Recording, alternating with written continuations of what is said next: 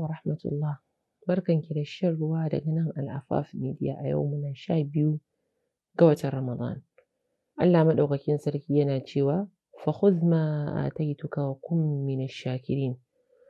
Ka riƙe abin da muka baka kuma sannan ka zamanto ko ka kasance cikin waɗanda suke masu godiya. Wannan aya tana tafe da saƙo manya guda biyu. Na farko alkinta ni'imar da Allah maɗaukakin sarki ya miki, na biyu kuma godiya ga Allah maɗaukakin sarki akan wannan ni'ima. Alkinta ni'ima yana tafe da saƙon cewa ki ririta ta, ki darajta ta, ki ga tsadarta, ki yi amfani da ita ta fuskar da ta kamata, ki san darajar wannan ni'ima ɗin da tsadarta.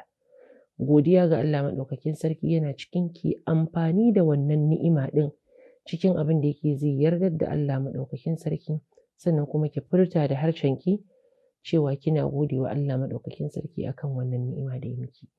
Da ji, da gani, da ƙafafu, da hannaye, da tarin ni'imomi wanda baki isa ki ƙididdige su ba, ki riƙe su da daraja da ƙima ya ke ‘yar uwa, kuma ki amfani da su gurin neman yardar Allah maɗaukakin sarki, kuma ki gode mai a hakan, domin da wannan ne zai ƙara miki akan haka ɗin.